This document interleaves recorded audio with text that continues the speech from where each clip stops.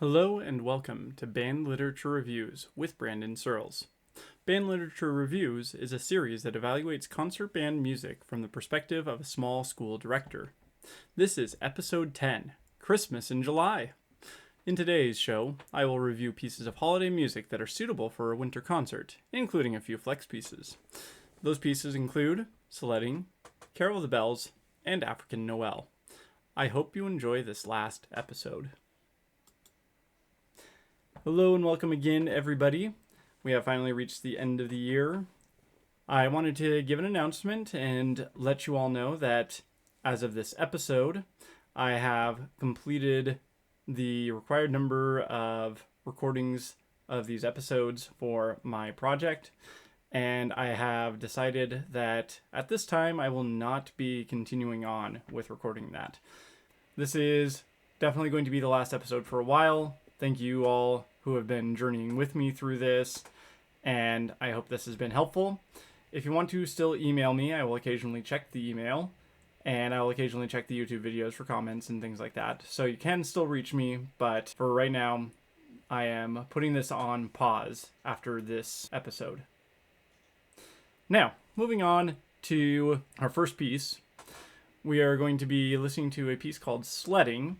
I felt like it would be helpful to have a variety of pieces that you can look to, and especially some non-traditional ones, which obviously I will end up talking about when we get to those pieces, but just to give a few other options out there of viable pieces that aren't just Christmas carols or jingle bells, basically, and be able to expand repertoire in regards to being able to program winter concert pieces.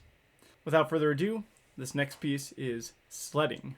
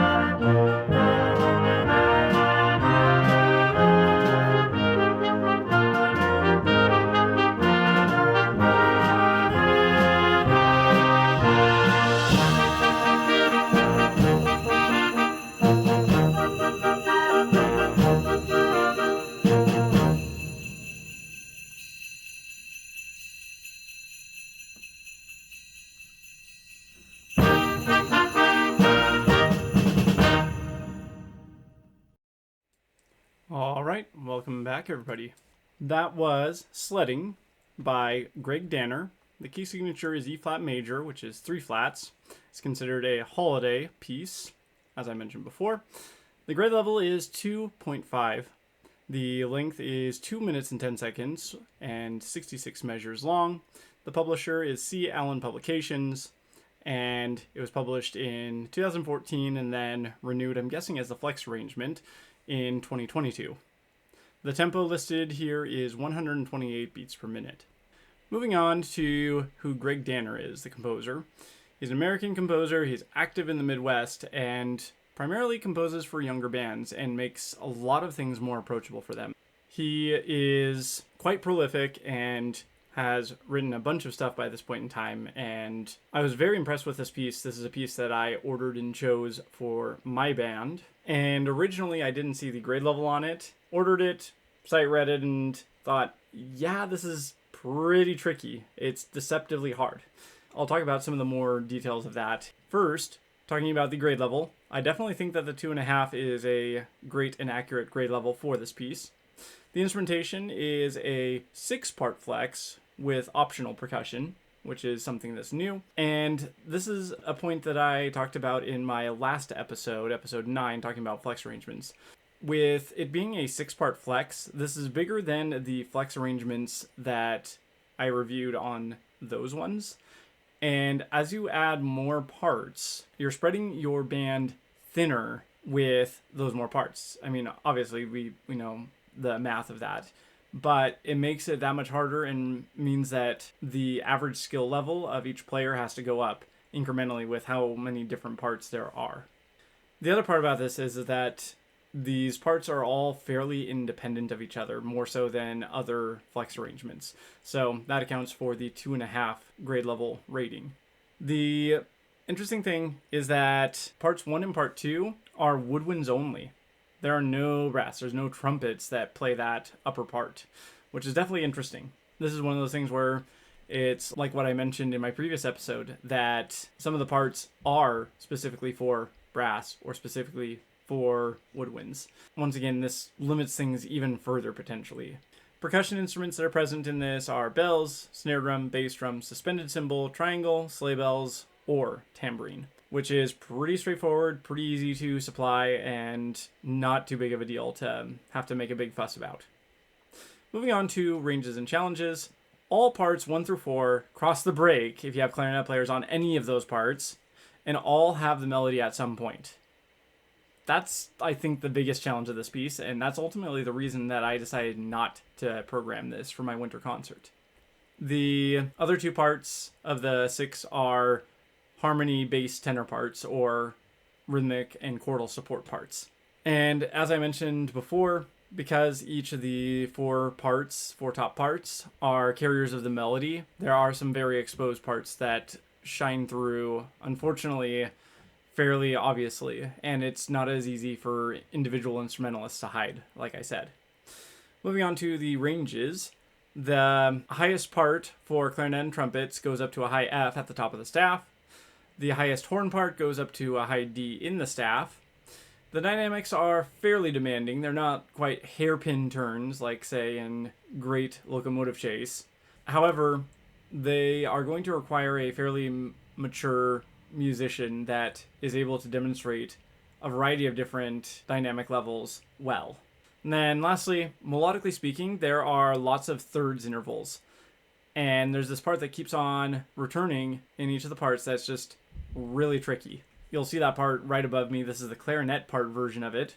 If I were to program this piece in the future, what I would probably do to manage that is use the, in this case, E flat major third scale as one of the warm-ups so that they can get familiar with playing those third intervals. That being said, moving on to rhythms and percussion. There are limited 16th notes for percussion, but some. There are lots of offbeats in the winds. There are eighth notes all over the place. Every part has moving eighth notes consistently at some point in time, and not just a set of eighth notes here, a set of eighth notes there. And on top of that, a lot of those eighth notes are in a slur 2 tongue 2 pattern, which I'm going to talk about here shortly. The next part of this is even though it seems like it's a fairly easy percussion part, there are a lot of non-intuitive start points. What I mean by that is there are times where the sleigh bells come in not at a box number. Percussionists get really, really good at looking for the box numbers to jump in at, and when they think they're at a box number, they start to play. That doesn't work. You can't guess on this one in that way, and it's pretty obvious if the percussionist is guessing or not, which, once again, adds another layer of challenge there. Like I mentioned before, there's a variety of different articulations for your group to showcase their articulation abilities. The most common one by far, I would say, is the slur 2 tongue 2 patterns, or slur 1 tongue 2. So like the quarter and 2/8 notes, and then tongued eighth notes. There are some parts like that, and you can look at that thirds interval one. That's another very common rhythm and articulation combo that is really great for your band to learn, but might be a little bit too much with all the variety that there is in this piece. Lastly, the percussion parts are easy otherwise, pretty straightforward. Just knowing when to come in is the biggest issue there for the percussion. That being said, my overall recommendation for this piece is no, probably not. So first off, all your clarinets need to be able to cross the break because they can play parts 1 through 4. And each one of parts 1 through 4 cross the break at some point in time. Next, you're going to need to have a very confident flute and or clarinet for part 1. It's a very soloistic part. I almost feel like if it were not a flex arrangement that it would be considered like its own solo or descant part and be separated from the others.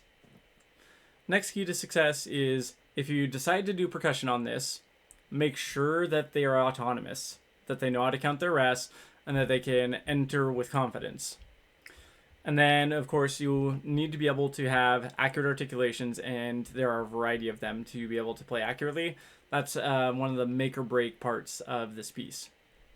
And then lastly, basically all your players in your band need to be capable of doing melodic playing. The only exceptions might be parts 5 or 6, but even then there are some important featured parts where what they do is prominent and important, and if they fudge it up, it's not going to turn out too well. Once again, Sledding, great piece, very lovely, but significantly challenging.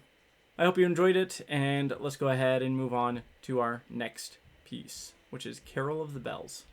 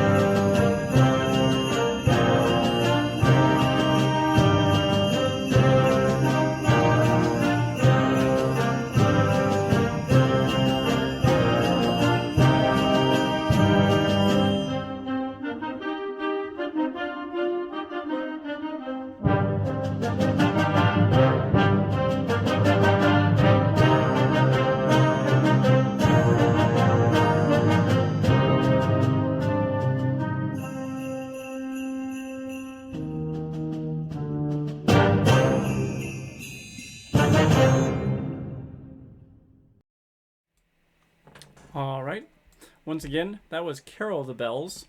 This is by composer Mikola Leontovich, arranged by Larry Clark. The key signature is G minor, technically, but it's notated as 3 flats. Just a slight difference of opinion between me and Larry Clark, but I'll defer to him. He's the one that's the composer, not me. The genre style is holiday. It's considered grade level 1. It is 2 minutes and 5 seconds long, 85 measures. The publisher is Carl Fisher Incorporated. It was published in the year 1936 originally, and then this edition was released in 2006. The tempo was 144 beats per minute. About the composer, Larry Clark is somebody that we've already talked about. He is prolific when it comes to younger bands. His stuff is all over the place. You can search just about any style of music in the concert band repertoire, and his name is going to come up pretty much on every search that you end up doing in some way, shape, or form with how many pieces he's composed or arranged. His pieces tend to be a little bit deceptively difficult, I would say.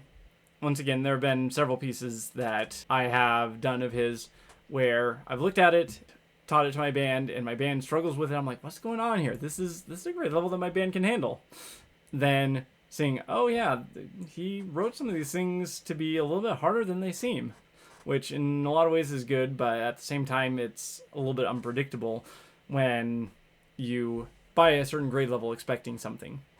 That being said, the grade level is a little bit harder than a 1. I would almost call it a 1.5, but at the very least on the harder side of grade level 1. The instrumentation for this is one of everything. This is great for a small band. The percussion parts, there's a triangle, snare drum, bass drum, bells, timpani, and sleigh bells. To be able to do this, you need up to about 6 percussionists, and to pull it off, at a minimum, you need 4. On the instrumentation, you need to have flutes, otherwise this piece does not get pulled off at all, or you'll have to reorchestrate things quite a bit. The flute part is obviously the one that at the very beginning starts playing that melody line that is so iconic of this piece of music, The Carol of the Bells. Without the flutes, this doesn't get off the ground. Moving on to ranges and challenges. Number 1, this is playing in a minor key. Like I said, it's kind of weird that there are 3 flats notated in this. I don't know why. It should be 2 flats. Maybe it's a typo, but it can be kind of confusing for younger players, I think. The next challenge is the low brass has to be able to do some melodic playing. That line that they have in the middle, that's the switch of the melody from the higher instruments, they need to take command and own that. I really like that this is something that's written at grade level 1, so it doesn't end up cementing this idea that the lows, they just play all the whole notes, or in this situation, in 3/4 time, play the dotted half notes. Yay, this is exciting. It makes it so that they have something to look forward to and gets them excited. I know for a fact that a lot of my trombone players end up getting really, really bored with playing the constant whole notes, especially at the grade level 1 pieces. The next thing to consider is the range of the trumpets. It doesn't go above a C in the staff, which is great. Makes life a lot easier in a lot of ways. The French horns only go up to a B flat in the middle of the staff. So once again, very manageable ranges for the brass. Moving on to rhythms and percussion. The percussion is pretty straightforward. The only challenge would be like playing in 3/4 time and being able to count in 3/4 time, which is definitely something that shouldn't be underestimated. If they're just learning how to count, they might have that 4 pattern stuck in their head and ground in there. And they might end up counting to 4 and then miss their entrance and say, what in the heck is going on here? I missed my entrance, but I counted 8 measures. And just knowing, oh yeah, you need to count to 3, not to 4 each time you do a measure. And they're like, oh, got it. That can be a bit of a challenge for them to switch that paradigm. As far as rhythms are concerned, for anybody, there's nothing more complicated than eighth notes, and even then it's not a bunch of straight eighth notes. There's even a simplified part.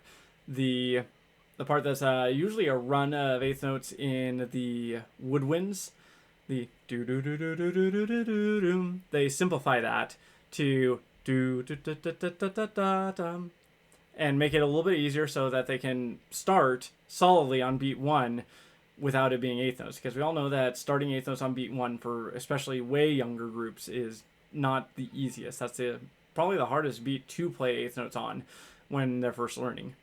Lastly, this is not as much of a challenge, but just note that there are not a whole lot of articulations that need to be known, which is great and makes life a lot easier and makes it so that's less visually overwhelming for students. So all that being said, my overall recommendation is yes, definitely go forward with playing this. This is a great go-to piece. The only reason I would say no is if your group is sufficiently advanced that they say, I am bored to tears, this is way too easy. Otherwise, go for it. Very small school friendly. Keys to success on this: number 1, having accuracy playing in 3/4 time. Number 2, having flutes in your band.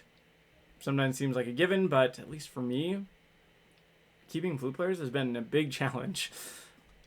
And then number 3, the low winds need to be able to play melodies fairly confidently.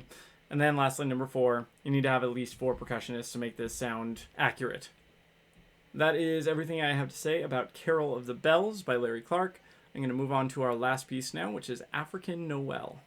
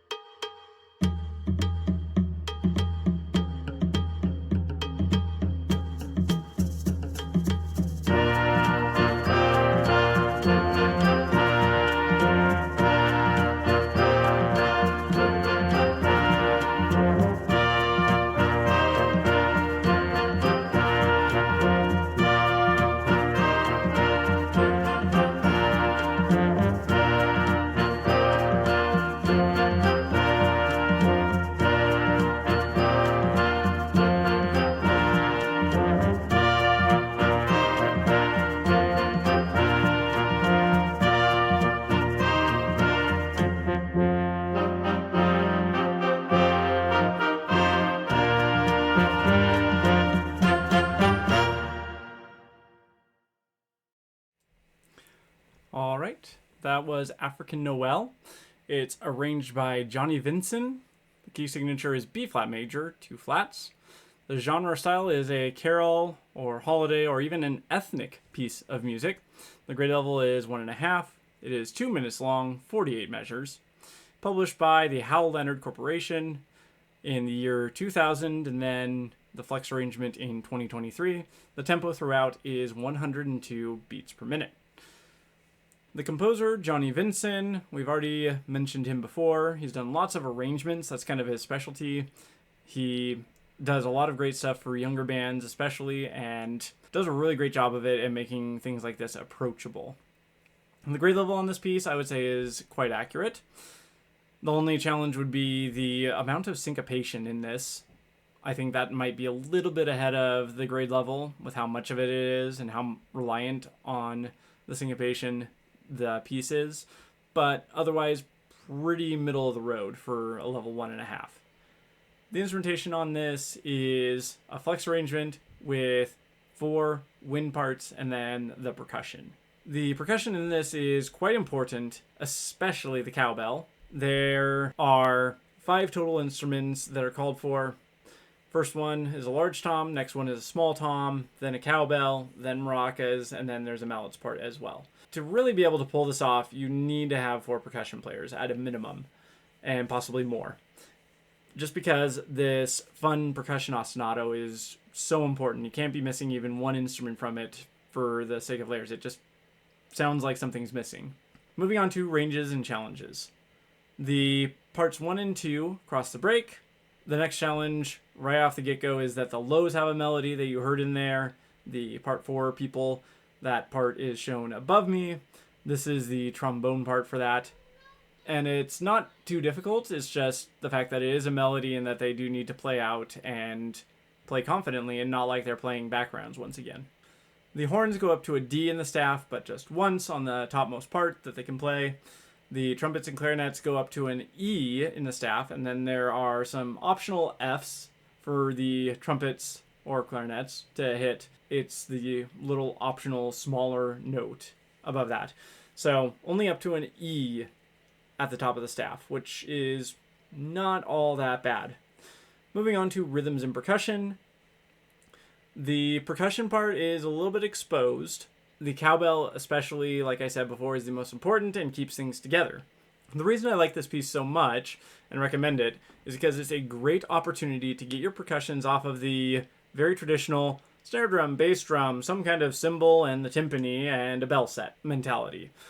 Gets them off of that typical instrumentation. And I just have to tell a really funny story here. When I first was selecting this piece of music and had decided to order it, one of my percussionists came up and said, "Hey, what are you thinking about doing for our winter concert?" And I told him about this piece and how I was excited about it. And she just right off the bat says, "Okay, I call snare drum."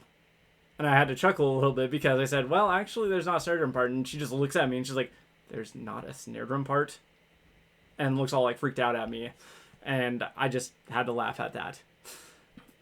It's really cool because it gets them off of these traditional part rolls and gives them a forced rotation, which she ended up doing quite well at. She was my lead section leader percussionist, and she ended up being my cowbell player and kept things together quite nicely. And the other percussionists really enjoyed doing the different percussion instruments. The next challenge on this, as far as rhythms and percussion are concerned, is, like I mentioned before, there's lots of syncopation. You can see above me that there's this trombone and trumpet part notated. This part that I have up here above my head is actually the 2D rhythm that everybody has at this part. So if even some of your players are not super solid on syncopation, this part can go kind of badly and will not, pardon the pun, sync up the way that it's supposed to. Making sure that your band knows syncopation, which, by the way, this is a great opportunity to. This would be a great way to introduce that or reinforce that. Moving on from there, the percussion are all rhythmically independent of each other. It's this add in another instrument into the ostinato kind of thing. While it's hard at first, once they get into a groove of things, it's super easy because, once again, it's just an ostinato that they do the whole time, except for when they're supposed to cut off, which you need to make sure that they know they're counting and they're able to recognize where they are in the piece. If they get it, and they just keep on doing it, and all of a sudden it becomes easy. I know for a fact that when I worked on this with my band and eventually ended up performing it, at first it was really hard to keep them on track and they got off track really, really easily. But then, like 2, maybe 3 weeks in, all of a sudden they're starting to be really, really solid and just grooving with the feel of the piece and creating this really, really great rhythmic, steady beat floor that the rest of the group could confidently play on top of. Lastly, the rhythms for the whole band is basically all eighth notes. But in the percussion, there are a good amount of 16th notes and dotted 8/16ths and stuff like that. So it is challenging for them to get it right off the bat, but they end up doing a really, really good job if they really buckle down, and it sounds really cool. So moving on to my overall recommendation, I'm going to give it a thumbs up and say yes, my group managed this early on in the year and played the snot out of this piece, and it sounded great at our winter concert. I was very pleased with them. I definitely think a number of other groups would be successful with it as well. So moving on to keys to success. To pull off this piece, you're going to need to have percussion. They make or break it. If you don't have the percussion parts, then this piece is not the piece that it is. You've got to have the right percussion, which means 4 percussionists at a minimum. Next, you're going to have either flutes or a clarinet or clarinets that can cross the break. There's just too much of that important up over the break stuff, and it's isolated enough that the people playing those parts need to be able to be confident. The next key to success is being able to play accurate syncopation, which I discussed at length. And lastly, you need to have low winds and potentially strings that can carry a melody. So that's everything I've got for African Noel. A very enjoyable piece. My group really enjoyed playing it, and I enjoyed teaching it to them. That's everything I have to say about African Noel. Once again, thank you for joining me on this episode. Like I said before, this is my last episode. However, your comments, feedback, suggestions are still appreciated, as I will be checking back in occasionally on this channel and checking my email. Thank you again so much, everybody, for your support. I'm hoping that this was useful to you. It was very useful to me for the purposes of this project. It caused me to look into a lot more pieces of literature than I ever would. It's been a really, really fun run going with you guys on this.